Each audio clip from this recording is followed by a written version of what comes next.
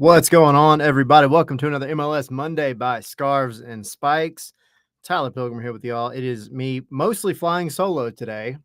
Everybody else busy. Obviously, we know Henry graduated. Congratulations to the young Henry Higuita Jr., who is now somewhere, I think, near the Grand Canyon, celebrating his graduation from Kennesaw State. Tommy may pop in here in a little bit and chat with me for a minute before he goes and gets a suspiciously late massage tonight. And Sydney is busy with some stuff. So just a busy time of year this weekend. Obviously, Mother's Day. Happy Mother's Day to all the mothers out there. And it was match day 11. Here we are getting ready to dive in, or 12. I don't even know anymore. It's all running together. Whatever. We're about to dive into the first true double match week of the season, of the MLS season. So things are going to get busy. And this is that type of year, or that time of year where, if you're a glass half full kind of person, maybe those teams that are struggling, this is the moment that maybe everything starts running together so quickly that they don't have time to think and overthink the problems that are keeping them at the bottom. I'm looking at the Atlanta Uniteds. I'm looking at the LA Galaxies, the Montreals, who finally broke their streak and got a win this past weekend. So good for them. But yeah, we've got lots to talk about. We're going to dive into it. We had another touchdown, and it was a busy weekend, very busy weekend. So before we dive into all of it, though, go check out scarvesandspikes.com for all the Atlanta United news, analysis. If you're not part of our Patreon yet, patreon.com/scarvesandspikes. Tommy, I'm talking about your massage. Patreon.com/scarvesandspikes will get you into our Discord, our Patreon, where we have tons of other content that we're putting up. We have our unfiltered videos, which this week's is going to come out very soon. Sydney's doing his soccer newsletter, most every morning. Of course, we have our AMAs twice a month, our watch-alongs, lots and lots of stuff over on Patreon. So definitely jump in there if you are not already. Patreon.com/scarvesandspikes. And quick shout out to our partners over at Sweetwater Brewing. They wrapped up, as you all know, a couple of weeks ago now, 420 Fest on April 20th, or the weekend of April 20th. Successful Atlanta Music Festival, which was just absolutely amazing. But more importantly known probably for their beer, which is phenomenal. One of the pioneers of some of the great pale ales and IPAs, especially here on the East. But yeah, y'all go check out sweetwaterbrew.com for more info on everything related to Sweetwater Brewing. So let's see. Tommy, I think I'll go ahead and get him in here momentarily because he is I think chomping at the bit to dive into some conversation. So let me send him the link so he can make it. There we go. All right. And while we're waiting on him, because I'm flying solo mostly tonight, we're going to do this a little bit differently. We're still going to go through the games, the big highlights, things like that. But I'm going to be involved in the chat heavily. So y'all dive into the chat, comment, talk, whatever y'all want me to talk about, we'll do it. And within reason, we save some of that stuff for Patreon. But no, questions, if you got any comments, you want to talk about another team, we can definitely talk a little bit about Atlanta if y'all want to as well. But yeah, get involved in the chat. We definitely want to hear from y'all. So with that being said, I think I'll start off here with I'm going to start off with Miami. Start off with the game first, because there were some extracurricular activities on social media after the. Oh, there's Tommy. Perfect timing. Tommy, welcome. Why are you telling people about my business? I just had to. I'm sorry. It's not a weird massage. You're gonna have a 9:00 massage, and people are gonna start asking questions. That was the only time she had available, and I'm old and my back hurts. 9:00, man. Like, I thought massage parlors are closed by that point. It's not a massage parlor. Don't make it weird. I'm not. Massage parlors are the places that go and get rated. Right. Well, what is this? Is this somebody's house? No, she's got like I guess. Well, it's not a parlor. Like, it's not fancy. It's just kind of like a little business office with a couple of rooms.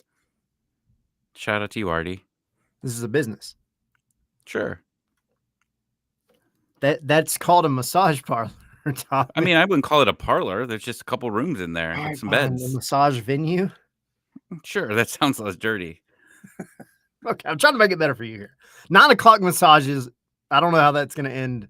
Not suspiciously. I got permission from Tina. That's all that matters. That's all that matters. There you go. Well, you're diving at the What are you perfect time. starting with? About to dive into Miami and Minnesota. The 2 M's. Yeah, let's start with those guys. So, did you catch? Well, because I was gonna go into the game, but I'll start off with the other stuff. Did you catch all the extracurricular stuff, the shenanigans that happened after the fact? I did watch the game after the Atlanta game was on. I turned that on. And what was the other game at the same time?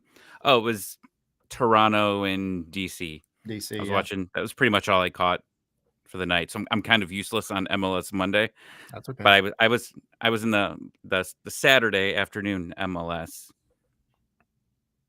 And boy, Miami sucked. They were terrible. And I'm angry partially because I bet on them to win this game. Oh, I did bet on Messi to score, so that was a good point there.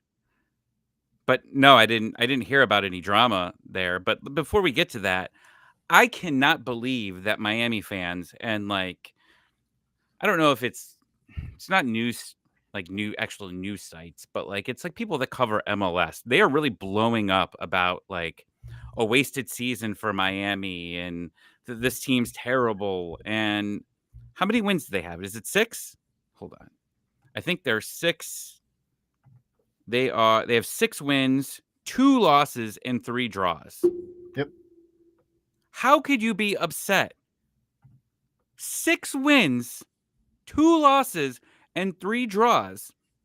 While you've been in some other competitions, they have been, right? I think they've been in other competitions. Miami? Yeah. Yeah, we're in Champions Cup. Yeah. They So got knocked out by Vancouver. That's right. That whole Recently. thing. Yeah. I understand. They lost. They lost to Vancouver. But what does the regular season mean? Like you were prioritizing other competitions here. Like I've seen MLS Moves talk about, I've seen other people like complaining about it. Like it's May. You have 6 wins. Atlanta might not get 6 wins all year. Montreal, they've gotten one. They've gotten one win, right? They might not get 2 wins. They might not get 2 wins. Can't talk shit about Vancouver anymore. All right. But Montreal, we could talk. There's still another Canadian team I could trash talk, and it's Montreal. They might not even get a third of those wins to Miami. Like, how are you crashing out this early in the year? Like they've got injuries. They're old.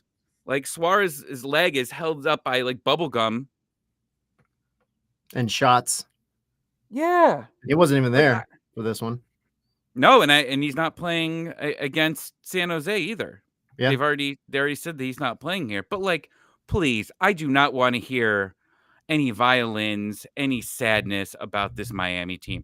They had the best regular season ever last season, and they lost to this guy. I don't want to stand up too high. Oh, I do have pants on. Never mind. Doesn't matter.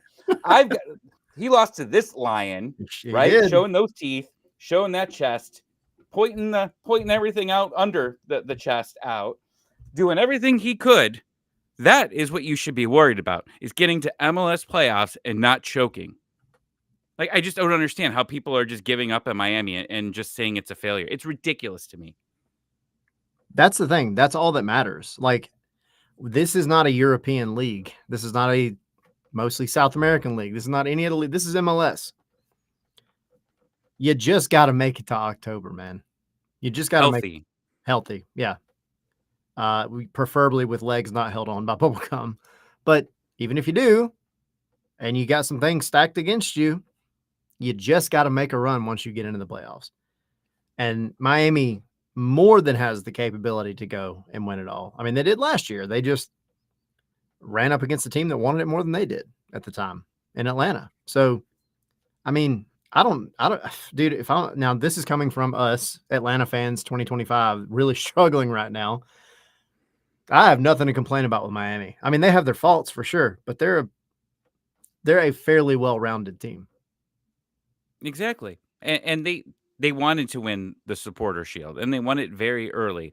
And they tried to rest some of their guys, and some guys were hurt. Messi was hurt a lot of the season. They're going to have to, and that's what you do when you have an older team. You are going to have to manage their minutes well. Like, this is when the season gets rough, is when you have all these midweek games, and we're going into that in 2 days on Wednesday where there's a ton of games. And, like, that's when you gotta make the decisions, like, how much do I play this guy? And, like, that's the problem with MLS rosters and a team like Miami, is you are going to have to pick and choose which games that you play these guys at. And that's how you made your team, and that's the way it goes. And, like, but come on, man. It's May 12th. Like, anyone that is, like, overly Christian, like, and I get it. They have a young coach, and they're but, like, again, it's May, and they still got some room to move on, to add some players somehow. Yeah, they slip a little envelope under Garber's desk and says, "Here's You one need another international DP. spot. Here's the international spot. Here's the coupon for the massage parlor that Tommy goes to. If you can add a little bit of gam, Just go after 9 o'clock. You'll be all set. go." Yeah, but I mean, look. Actually, it looked like Miami controlled a lot of the game. It's just Yeah. that any turnover turned into a complete disaster for them. Yeah, I mean, if you look at the momentum chart, look, you know what? I'll share this screen before I share the other screen I was going to show. Let's see. Here we go. So this was the momentum chart for Miami. Look at all the pink down at the bottom. Okay, so I good. I watched the same game as everyone that this chart watched. Good. Yeah, 73% possession to 27, and they had a half an expected goal to Minnesota's 1.2. You know, this was the definition of a team that couldn't finish the job. And I mean, how many times have we heard that? A lot over the past couple of years if you're an Atlanta fan, right? But Somewhere I mean, Pineda's crying in happiness, looking at all that right. pink on there. It's just like, the possession's so beautiful. But I mean, look at this. Like, normally you see like some little bumps here and there. Literally for most of the first half, there's nothing in favor of Minnesota at all. And then all of a sudden it's like, boom, goal. And that's just how the game was. You know, Messi's going to get his. Like, that's part of the game. We know this. But like, I don't know, man. It's one game. It's okay. If you're Miami fans, like, life is still good. You still have the best player in the world playing for you. You still have one of the best strikers in the world playing for you, even if he's got to get shots in his knee before every single game. Like, it's okay. It is okay. I think they'll be fine ultimately, but they might have to make some moves. I don't know what do they have a DP spot open? Which one? Are we talking about the fake DP spots or the real DP spots? I don't know. The real ones. Do they have a real one or no? No. Okay. No, I think let's see. I think it's held right now. Honestly, I don't even know. They've changed so much lately. Obviously, Messi has one. Yeah, But yeah, I mean, they'll find a DP spot somewhere in for the sure. kitchen. Yeah. Like, this shouldn't even be a question. It'll pop up when it has to happen. So that was the game. Now I'll pull up another screenshot here just to enlighten everybody. If you haven't seen the drama that appeared after the match, Minnesota's. Was there a fight? No. I mean, unless you consider it like a social media fight. Ooh. Yeah, which I'm a big fan of. Minnesota, their social media admin, who, kudos, by the way, applause. They put up the thing, you know, the graphic saying, "Hey, we won," whatever, and they called Miami the Pink Phony Club. And I think it's amazing. And then if you scroll down a little bit here, David Beckham responded weirdly, saying, "Show a little respect, Minnesota. Be elegant in triumph." What? Yeah. So, like, I don't know. What do you think? What do you think about What a it? loser! This is the internet. This is Right? America. Teams don't win with dignity. Not even a little bit. Administrators, like, they're supposed to have fun. Like, I understand, like, you rarely, like, you see a Manchester United, well, they never win, so we guess we can't even really use them as a reference of when they win to talk a little bit of trash. But, yeah, you don't see that in Europe where they're just, like, making little clever jokes or whatever throughout the game, making things like they're straight to business. Yeah. But this is America, and nobody wins with dignity. Nobody does. So get out of here. Like, your team's here. Like, That's my thing. why did this team ruin MLS? And Why? I know, and Nick's over here in the chat. I mean, he's got it right. Like, he's saying, why? Shut up. It's friendly banter. Now you're just gonna get bullied. Like, that's all you've done now, David Beckham, is you put a target on your back. Because why this game? Like, Does he even tweet normally? I'm Minnesota's social media post just trigger you that badly that this was what you decided to respond to, not when Atlanta knocked you out of the playoffs last year?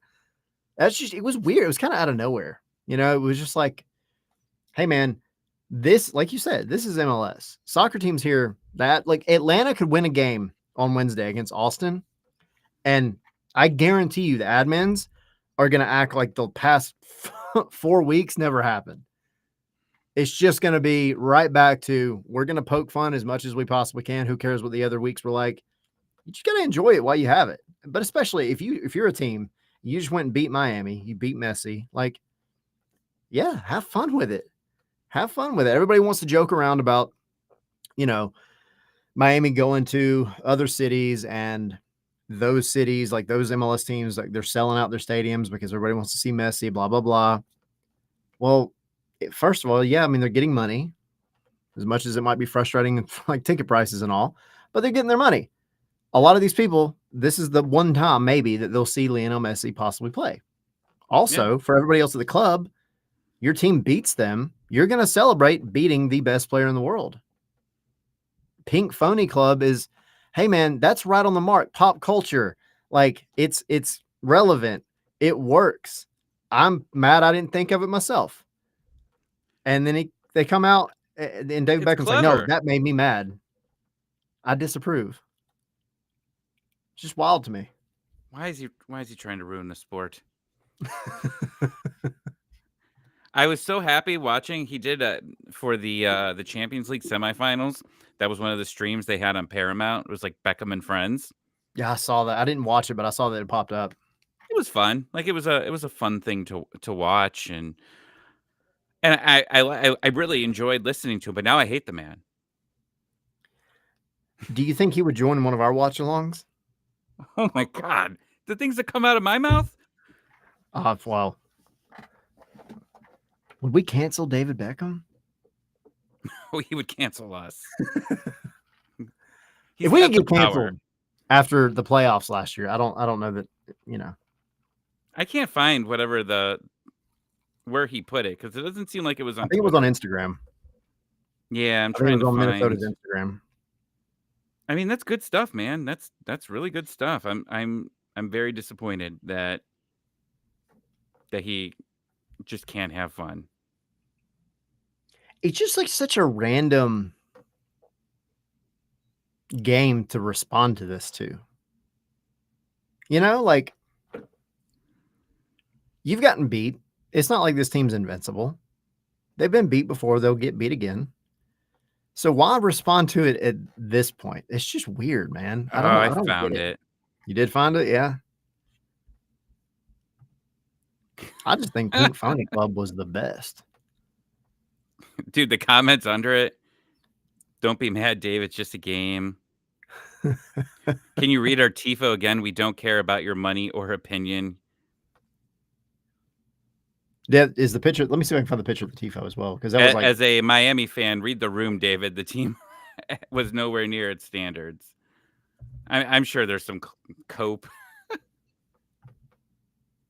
You bought the wrong. You married a Spice Girl.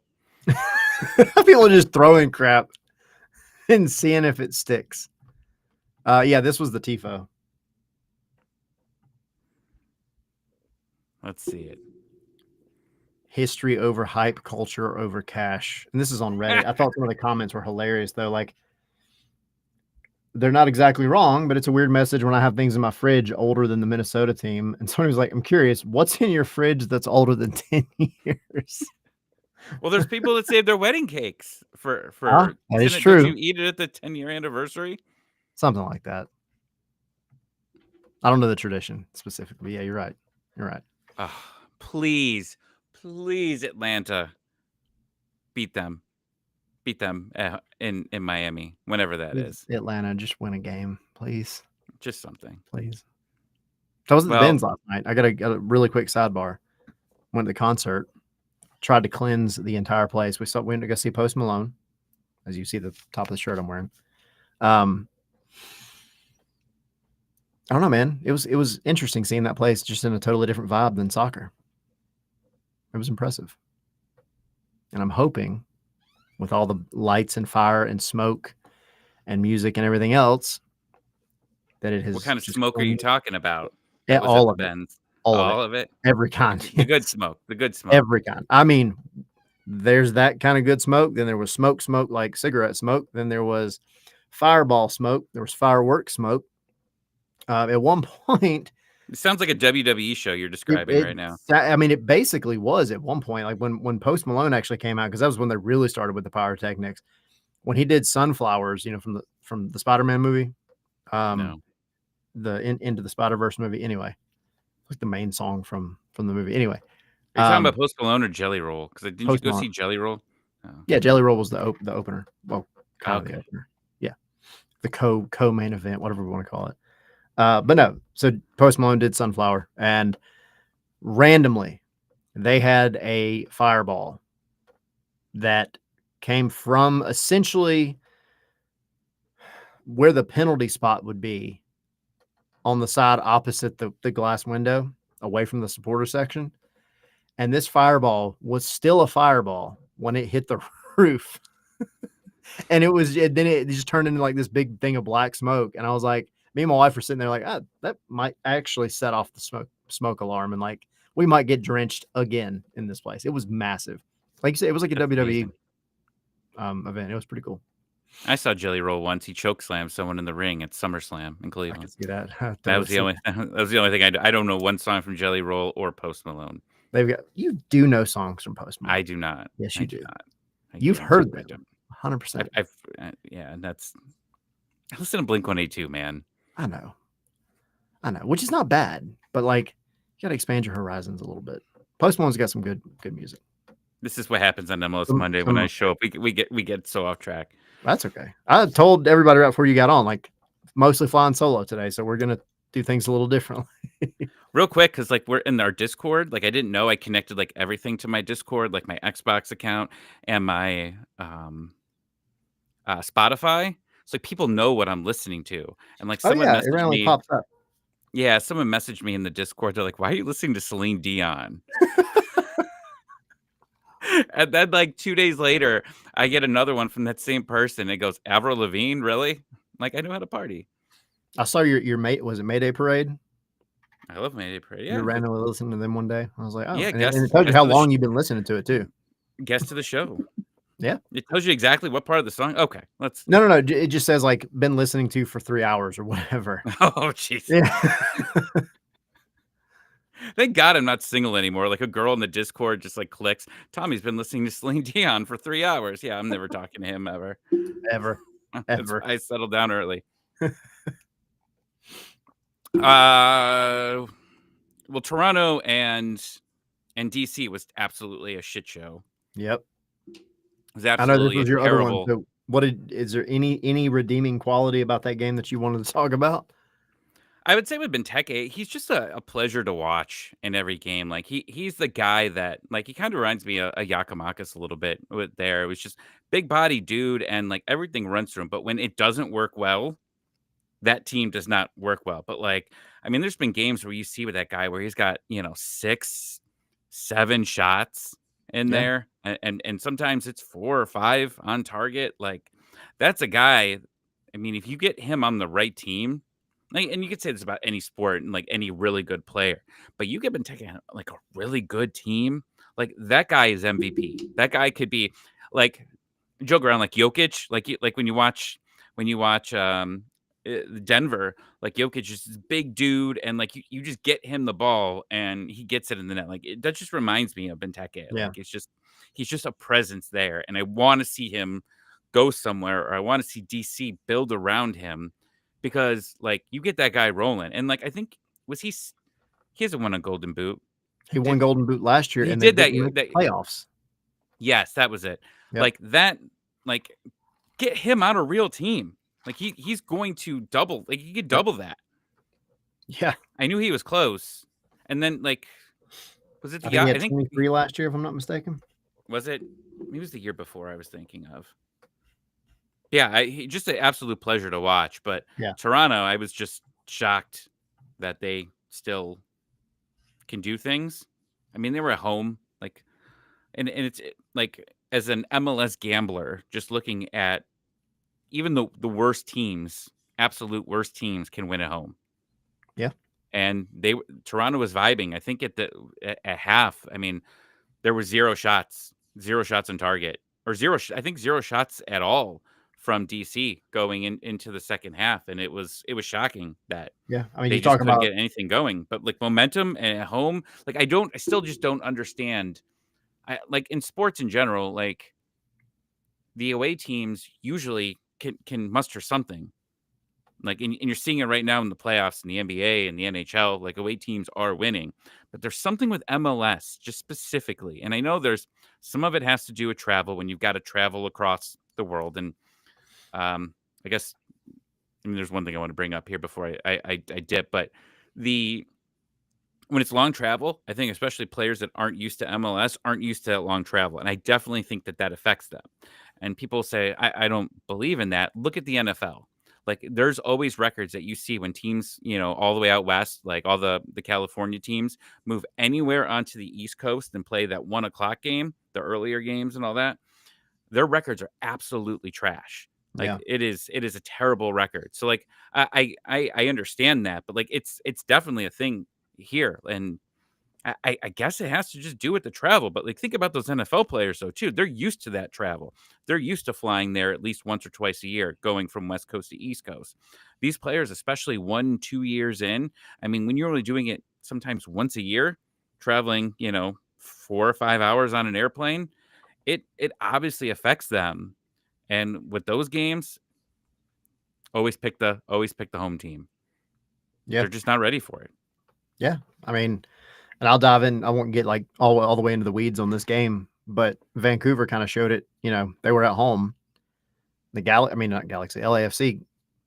I mean, they went up quick in the first half. They were up 2-0 against Vancouver, who's the best team in MLS right now by far. But Vancouver pulled it back and ended up with a good draw out of it. I mean, of course they want the win because it is at home, but like it just goes to show like what that kind of crowd having at home, no matter how bad the cards are stacked against you, you still have a pretty good chance to at least make something happen. It's just a weird thing. Yeah. In It's MLS, 'cause, yeah, I mean, it was 2-0, and Yeah. I look back, and all of a sudden, you get 1 and you get 2, and had a couple opportunities to get the winner there. But that was a great Sunday game. Yeah, Like, it was. I really like what MLS is doing in general with the Sunday game and trying to vibe it up, especially because I think it stops like right when college football starts. If I I think so. or the NFL starts, like I think when somewhere on the there. NFL starts, College yeah. football wouldn't matter. But like right now, I mean, absolutely, you got to be putting some good matchups in there. You think I would wonder if they would even start flexing games on occasion. Like I know this is their first year of doing it, but maybe start thinking of that. Like maybe move it a little bit earlier. I Yeah. mean, because you've got multiple choices for Sunday games now. For travel, I don't like when they move games from Saturday to Sunday. Like I don't think you could do that. But if you've got a 4 o'clock and a 7 o'clock game, like and you want to swipe them out, Yeah. like that's something that you can do. Like I know Cincinnati and Atlanta are coming up on a Sunday night soon. Maybe you flex that one out. Yeah. Maybe you Why not? move that game to Friday at like 3 o'clock in the afternoon. Yeah. Don't, by the way, MLS, if you're listening, because we do have a live show for that game. So please don't screw us there. But speaking of there's a moving banger time, next week. There's a banger next week on Sunday. which one is it? Galaxy and LAFC. Oh God. Poor Galaxy. This will be the game that snaps them out of their crap show that they're in. But It's at home for the Galaxy too. that's always a good one. El Trafico, Sunday Night Soccer. I can And then you get only Atlanta, guess Cincinnati. who's calling that game. I'm pretty sure his name rhymes with Twelman, and the other one's name rhymes with Zivin. There is a game on June 1st, just kind of looking ahead of the next couple ones. Seattle, Minnesota, but it's at 6:00. I don't know if there's anything significant June 1st and why it would be a little bit earlier, but Where's it being played? Seattle. Huh. So it doesn't make sense to me. 6 their time? No, 6 our time. Oh, okay. That is weird. Yeah. But my point is that they're finding good matchups so far. Yeah. Like, you're gonna have the stinkers. Like, everyone thought Cincinnati and Atlanta would be a good one coming up. But overall, I mean, have you really been disappointed with like the games that are on there? There was 1 week, and it was like, I want to say like week 5 or 6, something. It was like fairly early on that I was like, well, there's like 3 games that day, and I was like, these all kind of suck. But you don't know that at the beginning of the season when you're the MLS scheduling gods and you're trying to figure out who we're going to put on Sunday. You kind of pick the ones that are good, but you can't have the same ones every week. And that was the only Sunday that I was like, man, this was not great. But besides that, they've been pretty solid. Well, and like they're trying to put everyone on there, which I like too. Like, they're trying to get all the teams on there, as opposed to the NFL that puts the Dallas Cowboys, the Jets, like all the team, like these teams that like we always know are going to turn to shit at the end of the year, but they get ratings, so they put it on there just to Yep. to get people to watch. Like, people already got the MLS season package anyways, but I think so far their predictions have been pretty good on getting some good Yeah. matchups in there, which is good if you want to continue growing MLS Sunday into a thing. And they should keep growing it, maybe even start turning it into a doubleheader at some Yep. point. Like, because it does, like, the presentation that they do. I know you got more matches to talk about, and I'll dip here in a minute, but like the Yep. presentations that they're doing is what I would like them to do for a lot of the games. Like, you've got Weeby going in, trying to find the supporters. He's tweeting out like throughout the week, like, meet me here. I'll buy drinks on me. And like, he's getting these guys, and like, it's fun that they're able to do that. So Yeah. that's been the problem, like, in general with like some sports, is like connecting to like fun in there. Like, the NHL, I think, has a problem with that, like showing their players and like how fun they are, and like the atmosphere sometimes around the games. But with MLS and just soccer in general, like, you have so many things going around. You have tailgates. The tailgates are obviously very unique. So when you get them to go and show the community that's around there, like Vancouver, like specifically, like they wanted to highlight Vancouver because, let's face it, they haven't been able to shine in the league. Like, one, because I mean, they've been okay, but also, like, you just don't get that opportunity to do that. And now you're in Vancouver.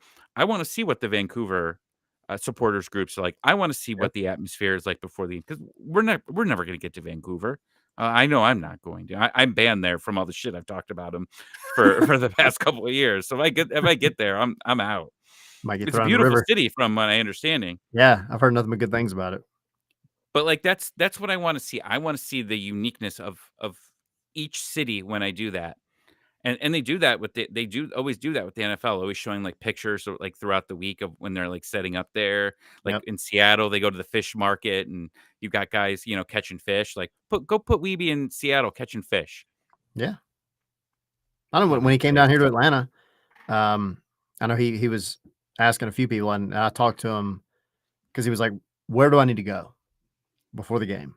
And I was like, "Well, you got to go to the supporters tailgate. Like that's the main one." I also tried to get him to come to our live show that day, but he did not show up. But no, I mean, he went to the tailgate, and there's pictures of him out there hanging out, and he's right there in the circle where they're playing the rondo. I forget the name of it. Liquor ball, I guess is what some people call it, where you've got the beers and the different liquor and bottles of ranch dressing right in the middle. And if you're the one that kicks the ball and you hit one of those, that's what you're drinking. It's just One like stuff bounced like that. off It's of me. very unique, huh? Someone hit a ball and it bounced off of me and it hit like a beer bottle, and Yep. everyone started telling me I was like, it hit my back. It was off my back onto a thing, and they're telling me I have to drink. I'm like, what is it? Like, so I think I ended up drinking the beer or chugging the beer, whatever it was. Yeah. But like if it was peanut butter, out. That the Or like last time I like was you out saw there. ranch. There was ranch Yeah. when Full we on were bottle of there. ranch dressing. Yeah. It's freaking disgusting. Who does shots of ranch? People. People. There were Or people that were pickle doing it. juice? I'm not gonna go voluntarily do pickle juice, but that's like tolerable. No. Ranch, just drinking, and I like ranch, like on certain things. I'm not drinking ranch dressing. I'm sorry. I'm gonna have to just tap out on this one. I'll back out. I'm not doing that. No, not at all. But you don't get that at an NFL tailgate.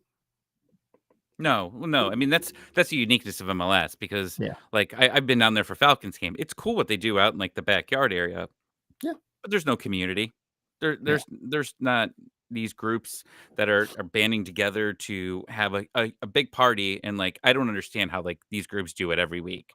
Like, set up the tents, set up the drinks, make the Jello shots, all of that. Prepare for that. Like, that's a lot. That's a lot Unsung what they do. heroes So for sure. well, that's what I was gonna say. Every group that does this, anyone that's watching and you're over Vancouver, Austin, not Orlando, I mean Charlotte, whatever city you're at, even some of the New Yorks, bravo.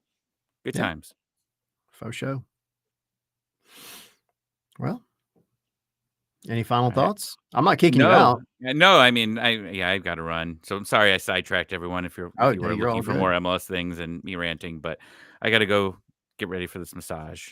All right. Well, have fun with your If post sundown massage that you're if you're doing. still going at 9, I'll report in live there, and you could see what I'll take you on a tour. I don't know. That might be a Patreon only episode. This is definitely gonna be after dark. Yeah. So I'm gonna go send a couple Instagram messages to Beckham. Yeah, piss him So off a little bit more. Let's see. All right, now we're all gonna talk about Tommy in the chat. So go ahead and throw in your comments. In jest, I know you're talking about Atlanta saying, it's so nice to be this low. I just don't care too much. No real stress now, no expectations.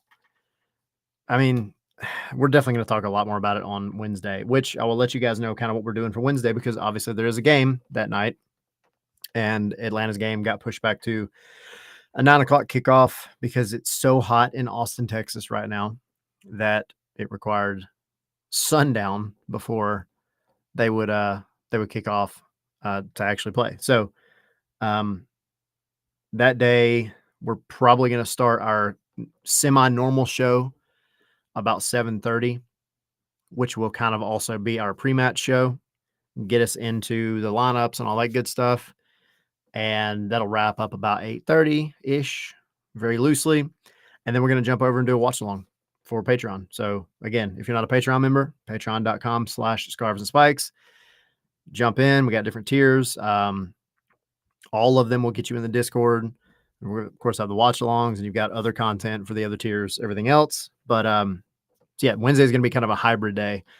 We'll get you guys really ready for Austin and probably still talk about everything that went on at this last match, which was not great up in Chicago. But anyway, that's the Atlanta show. Right now it's MLS. So again, because I'm flying solo most of the day, Edgar, what's up, buddy? We're gonna get to the Galaxy here in a little bit too. But first, we've already talked about Minnesota. Let's jump over to Montreal real quick. Montreal had their first win of the season. Now leaving again. So sorry, Edgar. One team in MLS that hasn't won. And Jess, appreciate it. We're going to keep doing it. We're always going to be here, through hell or high water, whatever we want to call it. Hopefully it's better soon. But Montreal, they were one of two teams that had not won a game yet. LA Galaxy now being the sole holder of that record in 2025. And I know the Galaxy is going to be a big topic, but Montreal played New York City in Yankee Stadium, interestingly. And I mean, this was not much of a soccer game, if we're being honest, but it was back and forth, right? New York City admittedly has the best home field advantage in the league, not necessarily because of their fans or supporters groups or anything like that. I'm not knocking them, but the fact that they play on a baseball field is unique. It's small. They know how to play on it. That is their home field advantage, and they do really well with it. If you're an Atlanta fan, Ronnie Dyla obviously was there. That's a big factor in how that team, went on to win the cup that year. So Montreal, though, we've talked about it on the show a lot. Montreal went and fired their coach prematurely, insanely prematurely at the beginning of the season, in my opinion, and a lot of people's opinion. Fired the coach very early, and they've been on some crap ever since, because it's not that they're playing terrible soccer. They're not just getting blown out of the water every single game. They're just not doing enough to get the win until this past weekend. New York City, on the other hand, has kind of been in a little bit of a decline. I mean, it's not been, they've been so inconsistent all season. They lost this one. They got knocked out of the Open Cup midweek by the Pittsburgh Riverhounds. Before that, they did beat Cincinnati and Toronto, both 1-0. Before that, lost to the Revolution, who is kind of having a resurgence of their own. I mean, it's just been very kind of hit or miss with New York City. So in this one, Montreal, 40% of the possession. New York City did what they do at home, which is keep the ball, play in the very tight spaces, do their thing, and just couldn't capitalize. I mean, the game, admittedly, as far as we were talking with Tommy a minute ago about the momentum shifts, and we were joking around about the Minnesota-Miami game where it was just totally one-sided, but Minnesota won. Miami really controlled the game, but just couldn't do anything. This one was up and down. I mean, it was very back and forth. So, from a soccer standpoint, Montreal just was the more consistent, and they didn't do anything spectacularly good. They did what they've been doing, but New York City just wasn't great on the day. And I've got big question marks about New York City. And this doesn't absolve Montreal either. Like, again, it's one win. It's their only win of the season. So they have a long way to go. But it does get them out of that bottom pit where they and the LA Galaxy were sitting. So with that being said, jumping over to the LA Galaxy game, we had another touchdown. They played the Red Bulls, traveled across the country to do it. The New York Red Bulls laid a touchdown on the LA Galaxy. 7-0. You had a couple of goals from Choupo-Moting. You had a couple from Emil Forsberg, one from Harper, Gingard, and then Yamane at the end scored an own goal. So to further dig the hole for the Galaxy, it's just been really, really rough for the LA Galaxy. And we were talking about New York teams, New Jersey teams. The Red Bulls have been very up and down as well, but their attack has admittedly been at least somewhat better this year. They just haven't been able to find a consistent form. I mean, the Galaxy, on the other hand, the fall from grace for them has been legendary. I mean, if this were like, BC times, there would be, Homer writing legends about this. We would have the Iliad, the Odyssey, and whatever the heck happened to the LA Galaxy. Edgar, yeah, I can send you a link if you want to hop on and chat for a minute about it. And then in the meantime, I can jump to the other games. We'll jump back to the Galaxy. So yeah, let me send Edgar the link. And in the meantime, I'm going to filibuster kind of by myself. Normally I would just wait for Sydney to talk or Tommy to talk, and I would do this, and in the background, nobody would ever know. But all right, sent. Edgar, you got it. You just hop in whenever, buddy. In the meantime, we'll jump over to another game that was, I think, Sydney's game of the week to watch. Or maybe it was mine. I don't even remember. But anyway, Nashville versus Charlotte. And you talk about, we joked around about Minnesota, Miami, and Beckham's kind of weird post, whatever, in response to Minnesota. Nashville edges out Charlotte 2-1. The goals came in a 6-minute period, like the end of halftime, 48th minute to the 54th minute. That's when all the goals happened in this match. Nashville is starting to find maybe a little bit of consistency, a little bit. I'm not going to sit there and say that they've got it all figured out at this point, but they're doing pretty well for themselves. Charlotte, on the other hand, started off on fire, and now they're stumbling. So, Michael, appreciate it. Appreciate you hopping in. Look, as an Atlanta fan, it pains me to say anything good about Philly, but no, y'all are killing it. I think way more than people expected, because Bradley coming in didn't really make a whole lot of moves in the offseason, and y'all came out on fire. So good for Philly. But appreciate the comment, Michael.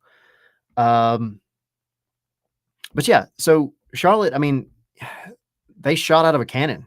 It really felt like Dean Smith really had those guys doing everything they needed to do. They were playing their style of soccer and getting the results, right? There were no blowouts. There was nothing crazy, but they were a frustrating team to play against. And now they've kind of stumbled a little bit. And if you go back a couple of weeks, Wilfred Zaha, who is, of course, their star player that they brought in, their winger that they brought in, he had some things to say on social media after a loss.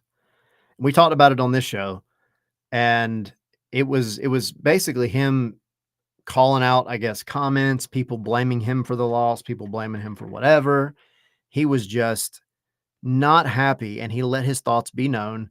Kind of a temper tantrum-esque vibe for sure when he put these things out on social media. Well, Nashville then went after this win and put up a nice little graphic, and I'll see if I can find it while I'm talking. But it was in the same style of Wilfred Zaha's temper tantrum, talking about, them winning, and it's, they're not their fault, blah, blah, blah. I mean, the different MLS social media admins were on one this week for sure. And yeah, Omar, yeah, but he's freaking Wilfred Zaha, dude. He's the personality up in Charlotte. Well, when you've got a big personality, you got to back it up, and you also got to expect that you're going to have some shade thrown your way, and Nashville threw some shade at them. But I mean, as far as the game was concerned, it was, I think it probably played out about the way that most people felt, in the sense that you had two pretty good teams. One maybe having a little bit of a resurgence. Charlotte, like I said, shot out of a cannon. They were doing really well. But they went to battle. 55% possession in favor of Charlotte. Their expected goals were 1.15 to Nashville's 45%, and then 0.51 expected goals. So, I mean, they're playing at home. Nashville was, which is interesting, but it was kind of a back and forth game for the most part. Charlotte had two big chances and didn't capitalize on them. But I mean, it was just one of those games where it was kind of the, Dean Smith, BJ Callahan doing a little bit of the chess moves, moving things around, trying to make things happen. And it played out in favor of the home team. We talked about that a minute ago with Tommy. If you are a betting person, I'll get ready to get Edgar in here. I first would recommend don't bet on MLS, but if you do, it's much safer bet, no matter who it is, to bet on the home team to do something in MLS. That's just the way it is. And Nashville showed it again. Nashville now, out of their past 5, 3 wins, a draw, and a loss. They had their loss against Seattle 3-0. They dropped the touchdown on Chicago Fire, 7-2. Then they played Atlanta, 1-1 draw. And then they had the 1-0 win against Chattanooga Red Wolves in the Open Cup. And then, of course, they just beat Charlotte. So, I mean, a little bit of good vibes for Nashville fans. Nashville fans were struggling. And as an aside, I don't know the full story, so I'm only going to comment on what I've heard. Just know that what I'm saying is just what I've heard. I've not verified any of this stuff, but there was definitely some concern with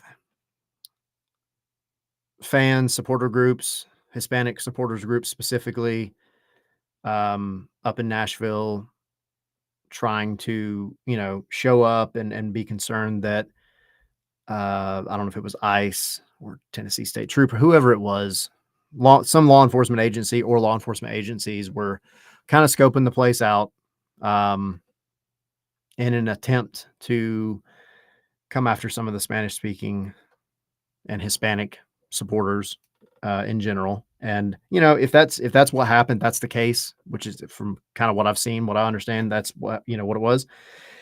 Man, that's shady. It's shady. It's not right. You don't need that kind of crap, especially like soccer is a way to go get away from all the bull crap and the politics. Y'all know me. I hate it. I hate politics. I despise them. I'm not going to get into a political conversation or discussion, but this is one of my happy places, and this is one of a lot of people's happy places. Go take your family out to go enjoy a football game. Don't be stressed out that, getting back home might not go the way that you planned and the way that you thought. I think that's ridiculous. There's too much other stuff in this world to be worrying about than politics. Don't bring it into, just people that are going to have a good time. Don't do it. It's frustrating. So with that being said, again, I don't know all the details, but there was definitely some stuff that went down up in Nashville, and I think I can speak for a lot of people in saying like, it may not change anything. Don't have that in the game or in the realm and the atmosphere surrounding the game. That's so frustrating from a moral standpoint. I'll just leave it at that. With that being said, not to bring you in on a weird topic, but Edgar, what's going on, buddy? I'm all right, and yeah, it's Are it's you it's not a what's that? are you okay? I'm all right, man. I'm trying to I'm a slap Galaxy a fan, happy man. face on, right? It's the best we can do, right? I think here in the U.S. We're used to trying to cover up tragedy and heartbreak with a smile whenever we can, right? Just to mask our true emotions. But as far as LA Galaxy is concerned, it's been a quite a disappointment to say the least. Um, I was listening to what you were saying, by the way. I just want to touch on that real quick. Hold on, let me fix this. Hold on a second. Because you might know Give me a a minute. little more. Hold on. Oh, you're totally fine. You might know a little bit more than I do in terms of the details. So when he pops back up, we'll dive into the Galaxy. But just to kind of piggyback on what I was saying, and Michael put in the chat, stadiums are super diverse. Shouldn't be worried about that crap at the games for sure. It's such a crappy position. It's such a crappy place to be that you even have to have these kind Okay, of. I'm back. Sorry about Welcome. that. Family. Oh yeah, I get it. I got four So kids in the house, so I totally understand. yeah, no. We addressed the situation in Nashville yesterday because it's something that reverberates across the league, and just like you, I hate talking about politics. Like, I want to go back to the days where I don't care who's in the White House, right, or who's running things. I just want to like worry about the daily grind, right? Yep. Things that are in front of you, not have to worry about like how things are going to be for my kids, when they get older, stuff like that. But yeah, we addressed it, and it's just it's so disheartening because like you were saying, you go to these games to get away from things, right? To take your mind off and just watch a match or enjoy a social experience. And then, um, you know, people have to worry about what if I don't come home from the match, and that's very unfortunate. Um, and I was reading on social media that some Nashville supporters were even saying they're afraid that even the club's front office might be in cahoots, which is like, wow, you would do that to your own supporters. Like, I don't want to believe that because to me it sounds very like just it's unbelievable, right? But we've seen some unbelievable things in the last few years, That's my including thing. what was You that? know, I said that's my thing. Like, that's why I preface a lot of this by saying, like, I don't know what all is true, what all's happened, but what I can say, like, for sure, is nobody deserves to live with that kind of fear. No. Again, like, I went out to see a concert with my wife last night. It was an amazing time. We were at the Benz, first time at the Benz in a non-soccer capacity, which is interesting. And, the last thing on my mind that I want at all is anything unrelated to what we're doing in the moment. Like, we were just having a good time. It should not be in the back of your head you thinking about, like, you know, anything else. You should just be, this is your time, your money that you spend to just go enjoy your life. And I hope that a lot of what we've heard and what we're hearing and stuff isn't true, but I don't know. Regardless, it's not okay. It can't happen. And I hope what you're saying with the whole, um, ownership thing, I hope that's not true. I find that hard to believe. But again, I don't know. I'm not in those circles like that. Yeah. But yeah, shifting away from a very difficult and awkward topic to another To very another difficult and awkward topic. I'm sure a lot of people, a lot of Atlanta fans, and I'm sure a lot of fans from the Eastern Conference are probably wondering what the hell is going on with LA Galaxy. Um, we're wondering the same thing. Because I know earlier in the season I would watch, you guys, Scarves and Spikes, and the topic of LA Galaxy would come up in Sydney, or somebody would say, "Oh, they're gonna be all right," and that's what everybody was thinking. Just a Yeah. few hookups, we're gonna be all right, because it wasn't like they were playing bad. They weren't playing bad. They just weren't playing good enough, Yep. and they would lose games, and there were like mental mistakes and injuries and a bunch of little things. So when people look at what happened on Saturday night, and they're trying to digest and figure out where to lay the blame, there really isn't one particular spot. You can't just point at one thing and say, "Oh, that's the biggest issue. This is the biggest problem." Yeah, it's the coaching, or it's the defense, or it's the midfield, or it's lack of scoring. It's everything. Everything that could go wrong has gone wrong with this team. And you always hear about that funny statement, right? The hackneyed statement, what could go wrong, has gone wrong. Yep. And in this case, it has actually happened. It actually came to pass. Um, at the beginning of the season, we could have said, "Oh yeah, LA Galaxy got kneecapped by MLS salary cap restrictions, and having to bring in new players to fit into the mold. There were some injuries to some of those players, and so it took them longer to get back into shape. And of course, we're missing Ricky Puig. But we're way past that. That ship has left the shipyard. It's like it's set sail for a long voyage. So we're way past that. Some of those players that were injured have come back, and some of the guys that we had hoped would pan out to be impact players have not panned out at all. One of them, for example, being Mateus Nascimento, who came over from Brazil. Some people hailed him as like, "Oh, it might be a second coming of Gabriel Peck," and he hasn't done anything.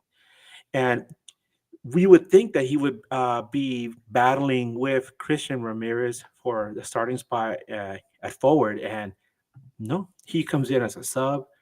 And the thing that's interesting is that he's on a loan. So, and it's a limited loan. So it's like 6 month loan, and its time is almost coming up.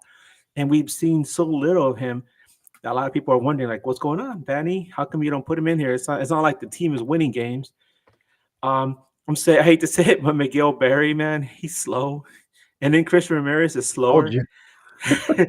And then you pair both of them up against Red Bull, and you got slow and slower up top. And that's not how Peck and Painter normally operate. Yeah. And I know they weren't in that match, but what we've been noticing is that whenever you have Peck and Painter up there with either Barry or Christian Ramirez, they're like It's like when you try to walk a dog that that wants to run, and you're holding them on leash, and they want to run, and you're like, no, slow down, slow down. It's kind of like that, right? It's like that's what it's like to have Christian Ramirez or Miguel Berry at forward when you have these two guys, because we're used to like launching balls into space and they chase them down, and then they either cut across towards the 18, or they like launch a pass into the middle for an oncoming striker to come in and knock it in or get a shot on frame. And Christian Ramirez just does not have the legs, and neither does Miguel Berry. So there's that. And then in the midfield, there's like nobody that's really taking control of that midfield. A lot of people are thinking, well, what about Marco Reus? He just hasn't fit. He hasn't fit well. Um, and I'm sure he's probably wondering what the hell is going on in the defense. It's just been a series of mistake after mistake after mistake. Um, at the end of the season, one of the things that the club benefited from was getting a good center back from Colombia named Carlos Emiro Garces. And he stepped in for Jalen Neal toward the end of the season. And during the time that he came in as a starter, the Galaxy only lost one match. And that was that loss at the death to Houston on decision day. But with him in the back, the Galaxy was undefeated. This guy was solid, strong, fast, young Colombian defender. Well, you turn the page to 2025, and all the stuff that he does wrong has been completely magnified because the midfield isn't there to provide support. You don't have a strong CDM to come and help. There's so much turmoil in the middle that attackers will go straight at him. And where, he's quick, he'll rely on his speed, but now they know how to beat him. In this last game against New York, they completely demolished him. They took they drank his milkshake and threw it in his face at the end. I mean, and the thing is, Greg Vanney has complained about him publicly before in press conferences, saying, he needs to work on his game. So it's a lot of different things. And then, as far as Vanney's concerned, um, I did a midweek preview with Bob Bentimiglia Yeah. from the Designated Pundits. He covers Red Bull, and the topic of Vanney came up because one of our listeners wanted to know our thoughts. And I will say, I think I think he's definitely on the hot seat. I don't think it's really, warm. I mean, I don't think it's like blazing hot, but it's definitely, there's something there. But Bob was like, no, you guys should fire him right now. And I was like, wow, really? That's a bold statement. He's like, well, Vanny's the kind of coach that everything needs to be absolutely perfect for him to have success. It happened in TFC where like they had injuries or they had issues with player personnel and things were just not working out. But when everything was fine, when all players were healthy, they were amazing. And then once some of those players got hurt or things just didn't fall out the way he wanted them to, that team fell apart. He goes, it's the same thing has happened with LA Galaxy. Yeah, there was the fan protest. Yeah, there were some injuries. And it took a while for him to get the players that he wanted. But now that some of those players are gone, and you have no Ricky Puig and there's been a lot of injuries, it just has not worked at all. He has a certain system and formation that he wants to use. And one of the things that I said last night was, I think a good leader should look at the people that he has working with him or for him and assess their abilities, right, and weaknesses, and then try to shape a formation or attack or whatever you want to go strategy based on their strengths and weaknesses. And I feel like his system is so rigid at this point. He's trying to like pretty much put a square peg in a round hole, and it's not working. You can't force people to play a certain way or get them to change their whole mentality to fit your system. So there's a lot of blame to go around. It's so many things that are wrong with this team right now. I will say for sure, just to cap us off, this is the absolute worst Galaxy team ever in all my years watching the team, and I've been there since day one. Yeah. So. Does Ricky Puig fix this? No. And the question about Vanney maybe getting let go came up. A very popular Galaxy account on Twitter about 3 weeks ago, maybe a month ago, posted, hey, maybe it's time for Vanney to go. And Ricky Puig responded to him immediately saying, no, vehemently, no. And I understand, right, that when he was injured throughout the season, Greg Danny was a very big supporter of Ricky Puig, but He almost became like a dad figure in a way. It kind of, seemed. yeah.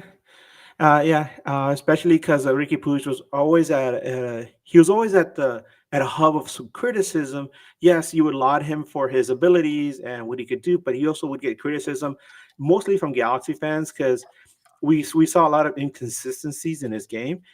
But one of the things that we said is like when this kid finally evolves to to what he can be, he's going to be amazing. And we saw that happen during the playoffs. He literally evolved before our eyes, but we never got to see his final form because he was cut down in the match against Seattle. Um, but yeah, I think at this point, Galaxy fans are already discussing who they think should be the next manager. um, and I know there's a Philly fan in here because I saw I was going a to comment ask you earlier. what you thought about this upcoming Philly match because Oh, Michael absolute was loss. They're gonna lose 100%. They're gonna lose. There's no saving this team. Like I said, there's no redeeming them. And um, here's the funny part, okay? Because I'm glad you can find any I of this funny. no, it's just funny to me because I keep in touch with at least 2 or 3 LAFC podcasters, and one Okay. of them was sending me sympathy to DMs over during the match. He was like, "I'm sorry, man." He was like, he's like, Why did things they have to must be be like this? really bad. Right? When you're getting sympathy tweets, right, from LAFC fans, that's something's up, right? And he's like, even as a hater, I can't enjoy watching this. This match is boring. I was like, damn. And then he said Oh, something funny. He said, there's talk among LAFC fans, and everybody is legitimately concerned that LA Galaxy's first win is going to come against LAFC. And I was like, really? That's fascinating because I'm it's looking at MLS, though. Galaxy You Talk. never know. You never know, right?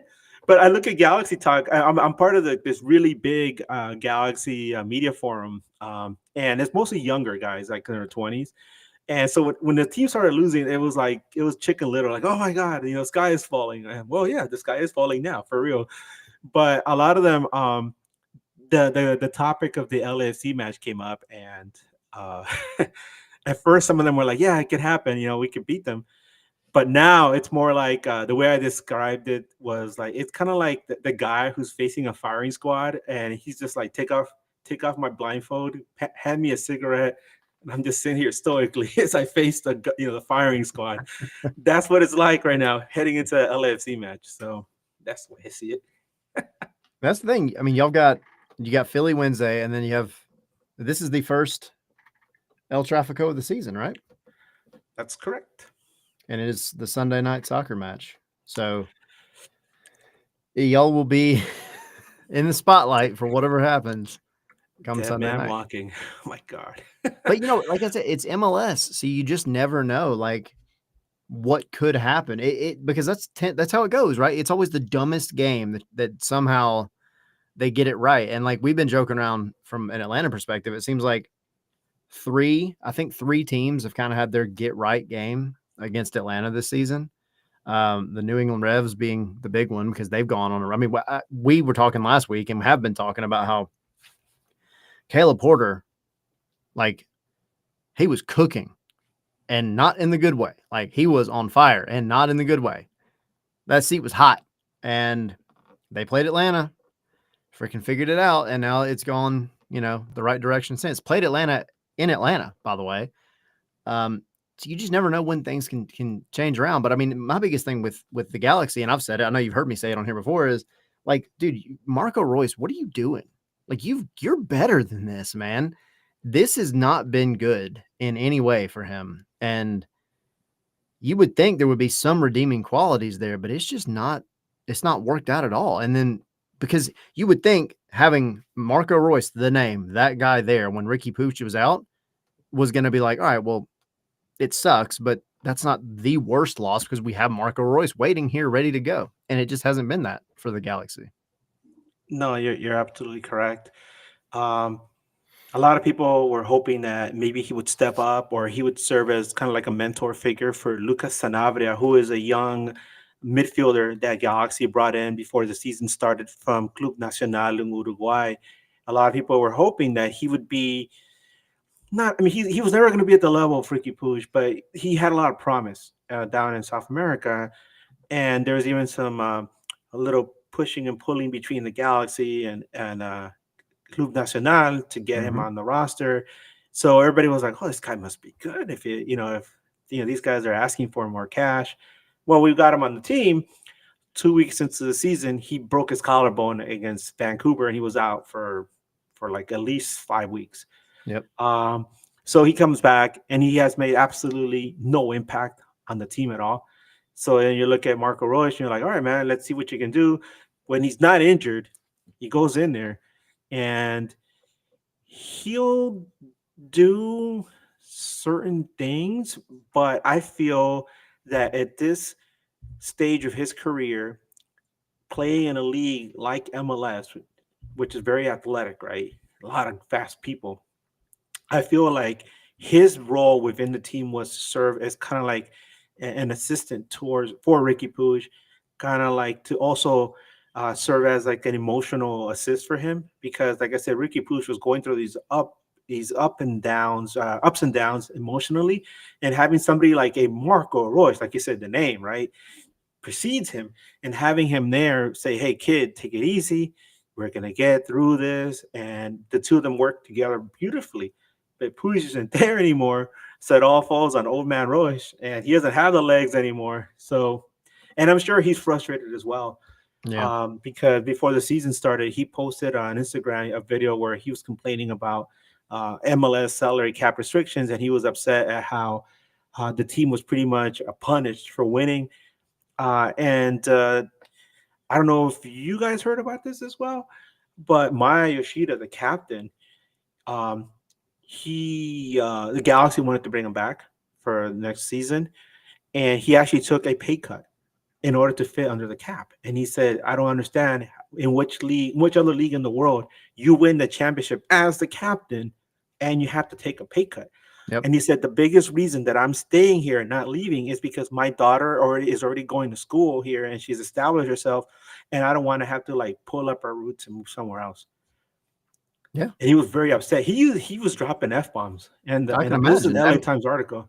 That's not the first, time that stuff like that's popped up. Well, we're a very important player to a team for whatever reason has to, and it not even is like maybe as like a high profile situation like that where it was like they just won the cup and now I'm having to lose money because of all this crap. But like, I mean, Atlanta had it a couple of years ago where Brad Guzan, who's been there since, basically the beginning, um, took a pay cut during one of the really bad seasons with all the injuries so that Atlanta's front office could still make something happen with some moves to try to bring in some guys.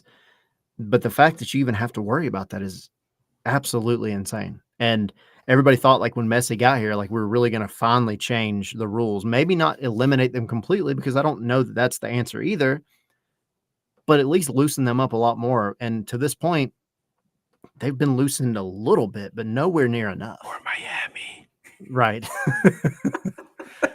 Just waiting on that other DP spot to come popping out of the back room somewhere. Waiting for Kevin De Bruyne to end up with Inter Miami by the end of the summer, right? Speaking of people coming in, and then we'll get out of here. This might be one of our, weirdly, because I was flying solo today, one of our longer MLS Monday episodes, which is great. A lot to talk about. Always a lot to talk about when there's a touchdown. But I want to get your thoughts on, because now it's official. I think Tom Bogert might have reported it the first time, like 2 or 3 days ago, whatever it was. But Kai Kamara is back, and he's going to Cincinnati. What do you think about Mr. Kamara? That guy's he is on a mission to collect every MLS kit possible, man. Everyone. Here's a fascinating thing. So like I said, I know this guy from LFC Pod, right? And he was telling me that when they had him last season, that he was fantastic for them.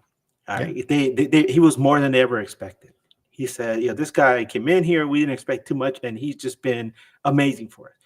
They bring in Olivier Giroud, and it said it completely just ruined everything for them because they had this amazing power. They had this amazing synergy with Kai Kamara, and then they pretty much bumped Kamara out of the way to put in Giroud, and Kamara was obviously upset. And Cherundolo has not used Giroud the way he's supposed to.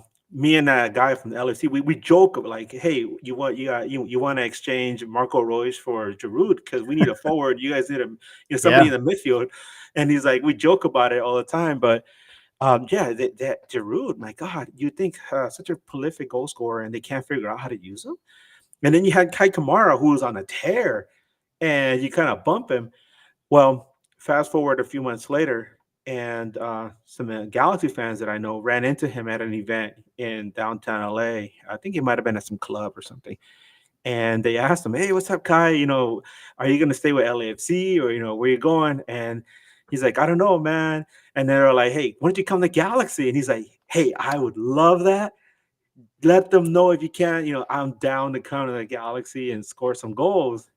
I guess it never happened, but he's off to Cincinnati for hell is real. And I think it's great. Cincinnati is just stacking the deck. I mean, this is a great move for them because it's like, you're adding a proven goal scorer. This guy has been around the league and he is up there in the top goal scorers of all time. I mean, you look at just going back through because you made the joke, but it's true. Like he's been around the block. So just in MLS, this is not including these other teams: Columbus Crew, San Jose, Houston Dynamo, Kansas City. He went on a couple of field trips over to England during that time, back to Columbus Crew, New England Revolution, Vancouver, Colorado, Minnesota. Then he jumped across the pond again. Montreal, Chicago Fire, LAFC, and now he's in Cincinnati. That's a nice collection. His wall must look really nice. That's insane. No, it's fantastic. How many? I think there's like very few athletes that jump from team to team. I can't think. I know there's been some in the NBA that just jump from team to team. They're just journeymen, and same in baseball. But in MLS, I mean, that's pretty fascinating. That is a lot, especially considering like during that time. I mean, he jumped over to Norwich City on a loan for a little bit, and then he was in Middlesbrough for a couple of years. And then when he came back here after he left Minnesota in 2020, he went over to Finland for a season, and then came back. And ended up in Montreal. Like that, it's wild how much he's done for this league. And he scores wherever he goes. I mean, he may not as much prolifically overseas, but he's definitely, you insert him into any lineup in MLS, he's gonna find a way to score. Every team he has played for, he has scored at least a goal. I mean, looking at the two teams where he played the least amount of time, which was the loan to Norwich City from Kansas City. He had 11 appearances and still scored a goal. And then in 2020, during COVID, he had 7 appearances and still scored a goal. So he finds a way. He finds a way. By the way, I want to address a comment. I see Michael Wolffinger. He said that Galaxy needs to play Montreal, right, to see who's the bottom of the barrel.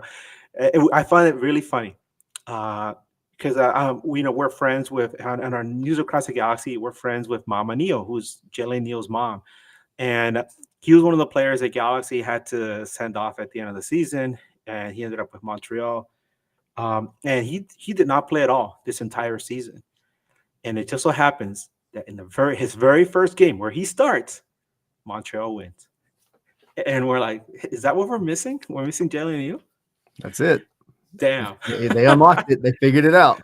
Oh, my God. By the way, I want to say thank you, Atlanta, for playing so poorly this season, because we know we're in pretty bad shape, right? But then we look a little bit to the side and we see Atlanta kind of sliding down to that Homer Simpson couch where he's like, "Come on, join me." Yeah. And but we're shocked. I mean, I follow you guys, right? And I'm like watching you guys, and I know about Latte Laugh and Miggy, and we were saying last night how much we really like Miguel Almiron. And then we're watching Atlanta just lose and get draws where they shouldn't. And then we're like, what the hell is going on over there, right? And I try to explain to the guys, right? Like, well, this is what the guys on Scarves and Spikes said.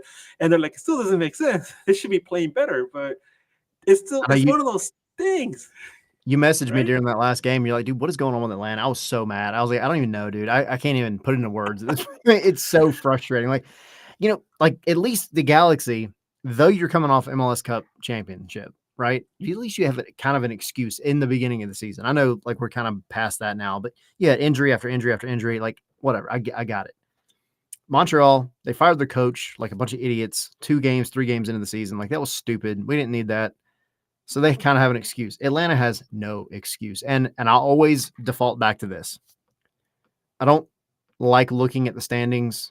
Like this is about the time of the season that we really start looking at the standings like in any kind of meaningful way. Week 5, nobody cares. It is what it is. But I always look at the Supporter Shield standings because I think it gives a little bit more weight to it when you look at the standings and you say, oh, if this were any other league in the world, we're in relegation zone right now.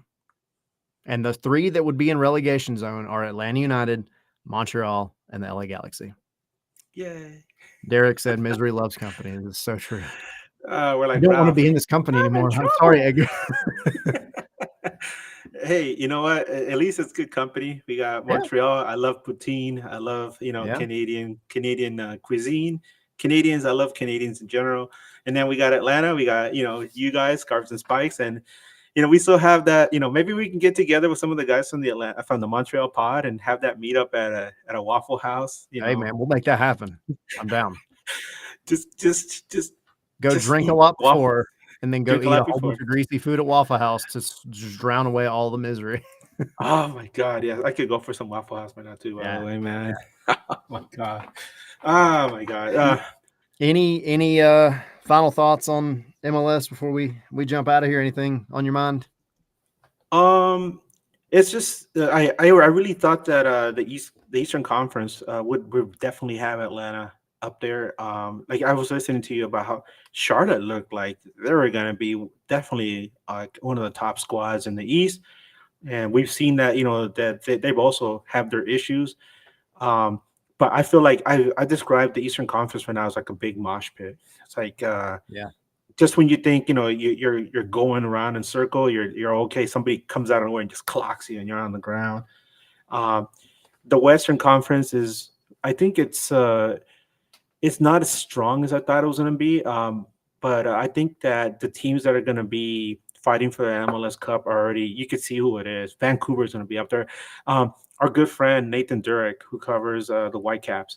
I know that for the longest time he was saying, "I can't believe we're in first place. I can't believe we're playing so well." Well, you better believe it, man, because they had a good thing with Vanni Sartini, and speaking with him, he told me that Vanni Sartini set things up so well for them, but it just wasn't enough to get them to that next step. And so they brought in this new manager, and he has completely changed things. It was that right move at the right time to get them to that next step, where now they're fighting for a Champions Cup. They're fighting for an MLS Cup. They're fighting for a Supporter Shield. What an amazing turnaround for Vancouver, a club that I've said for years, they always seem like they're on the verge of something big, and it just hasn't happened. Yeah. But yeah, I wish you guys the best the rest of the season. I'm always pulling for you guys. I love your pod. And the Atlanta fans have always been cool. But yeah, man, for now, we're all just sitting there at the back of the bus, like, what's going on? Yep. It must be nice to be those guys. But oh man, hey, that's the way the cookie crumbles, as they say. Just sucks when it's we're on this end of it. But no, I appreciate you hopping on, man. I know you kind of made a cameo appearance here in the middle of the episode. I appreciate you, always be willing to jump on. Always appreciate your insight, into the whole league. I know you've been covering it for a long, long time. So super appreciative. Like you said, appreciate you pulling for us. We're pulling for y'all to get out of it, get it all right. I would like for y'all to go beat Philly. Sorry, Michael. So that when Atlanta plays them this weekend, maybe there'll be a little weekend. But I don't know that any luck is going to go anywhere in the direction of teams named Atlanta United or LA Galaxy at this point. That just seems to be the way that we're at. It's we're in such a sorry state right now that I think if Galaxy does win a game, everybody will still be unaffected. Just be like, all right, all right, next. Yep. But who knows? It's MLS season is very long. It's a marathon, and you never have the same guys in the starting 11. Very, very. I think never have the same guys in the starting 11 that you have at the start, at the very end. And hopefully our clubs can turn things around to at least give us something to cheer for other than just going to the game to enjoy a social experience with a lot of good friends, because it is fun to go to the stadium, have some drinks, have some good food, enjoy being at a stadium, right? But it's always a lot better when the team is doing well and you can get up and stretch and scream and have something good to talk about when you go home. I was posting, me and my wife were posting about going to see Post Malone and Jelly Roll last night at the Benz, and the amount of comments I got from people just saying, man, it must have been really nice to leave that stadium happy for once. I'm like, oh man, I was gonna say that sounds like a good time. Yeah, that's just where Atlanta fans are at. And I know y'all are in the same boat. I get it, but at least you've got the community to still go enjoy. It's not. I mean, even when it's a bad soccer day, it could be worse for sure. Yeah. So, yeah, Warren Parsons said, with the way Atlanta's playing, we barely deserve the varsity. You're absolutely right. You're absolutely right. The varsity. We talked about the varsity on here. Yeah. Edgar, with you. Okay. I thought so, but yeah. We don't deserve much of anything at this point. Anyway, with that being said, what's up? What you got, buddy? It sounds terrible. I was saying, we have this big 2024 MLS Cup champions banner in the corner of the stadium. And I said, take that thing down. People were like, why, Edgar? That's so terrible. We're the champs. And I was like, no, this is like when you have a birthday party, right? And you have all your birthday decorations, and it's been a week, right? And you look at the decorations, and you're like, yeah, I did have a birthday. But then like 2 weeks pass, and you're like, all right, yeah, I got to take those things down. Yeah. Put them in the closet. You got to hide those. Because it doesn't feel, it doesn't, we're not celebrating at this point. It's just kind of like, oh, damn. Yep. Yeah. Yep. At least you had a real banner, though. Unlike remember when New York City won and their banner was a literal postage stamp up at the top of Yankee Stadium. Oh, the postage stamp. That was, I mean, it's funny to poke fun at the Pigeons for that, but at the same time, it was such a bad look for MLS. It really was. I'm really happy that they're getting their stadium, especially because of all the little things that they're doing to make it unique and just for them, right? So it's not just some cookie cutter design, like the big ass pigeon mural that they're gonna put on the side of the stadium. Hell yeah, own it, man! You're the Pigeons, right? Yep, lean into it. And I just hope that one day the Rebs get their own stadium too, because Robert Kraft has starved that team, man. Yep. Agreed. All right, and sorry, take us away, buddy. Huh? I said, take us away, man. Hey, you're good. No, I appreciate you coming on, buddy. So really quick, and I think people that have followed us for a while know who you are, but before I do our outro, let everybody know where to find you. Yeah, you guys can find me on Twitter, Blue Sky, and Instagram as Edgar Nags. Each of them have like different kinds of things. Like at Twitter, my Twitter and Blue Sky are kind of the same, although I do a little bit more chatting on Twitter. But my Instagram is really interesting because I do interviews with not just Galaxy fans, but fans from different MLS clubs. And I have, if you look at it now, you'll see there's a lot of different people on there. And so that's something you'll only find on Instagram. But yeah, it's Edgar Nags. So Edgar, EDGAR, and then Nags for News Across the Galaxy, NAGS, on all of them, all those platforms. And one thing I always like to say before I end our shows, well, of course, keep on nagging, but also Wu-Tang for life. I feel like this is where I got to insert like an Outcast joke, but hey, go for it. Hey, I interviewed Andre 2000 once, dude. Did you really? Yeah, I already told you I used to work for Dub Magazine. I interviewed hundreds of celebrities during that time. He's a cool guy. Yeah. He's a cool guy.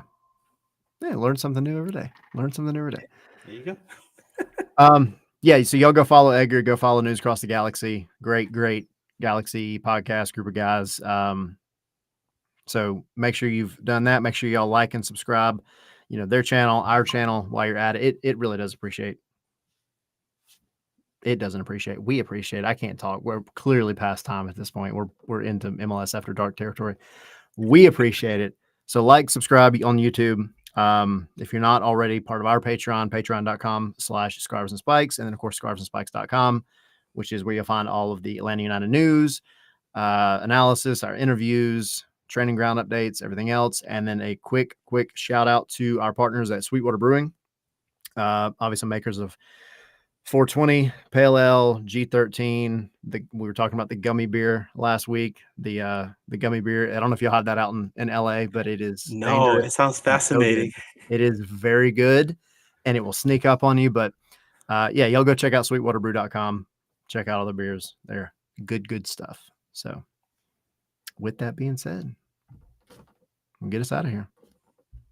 If the music will freaking play, there we go. See?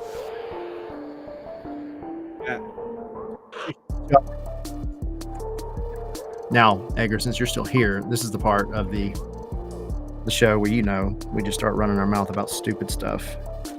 Yeah, I was gonna say we should have Keyboard Cat sound you out for at least one episode. Yeah. I remember Keyboard Cat. Yep. Just like man. the random like Zoom calls you get on, where there's that one person who like is obsessed with cats, and all you see the entire Zoom is the cat just walking back and forth over and over again. But that's a really nice shot of the Benz right there, man. Was that your drone? No, that was not my drone. And actually, it's kind of crazy how much has changed in that time around there, right? Kind of at the angle that you're looking at, just to the right, there's now a giant hotel called the Signia by Hilton, Atlanta, which is where we do our live shows at.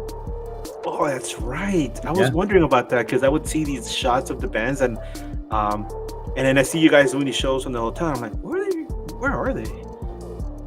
Yep, that's it. Really it's cool, man. If you're looking at where you're looking now, just to the foreground right, that's where the hotel's at, and we just got to walk right across that area. It's called the backyard, and then we're right into the stadium. At Dignity Health Sports Park, Staples Center. I mean, not Staples, Home Depot Center. We used to have a nice little bar just across the street called Off Campus Pub, and they got rid of it like 2012, I want to say. They just couldn't keep the lease. So what do we have now across the street? As soon as you cross the street, we have a KFC. Hey man, Somebody, a bucket of chicken. I saw somebody online actually went to they actually went and they measured to see which MLS stadiums have the closest fast food joint near them, and LA Galaxy came out on top with the KFC literally across the street. That's amazing. That place probably does a killing on game day. Oh my God, you should have seen it especially during the Beckham era. People would be lining up outside to get some KFC before they came into the match and watch the Englishmen play. That's amazing. All right, y'all. It has been real. We appreciate it.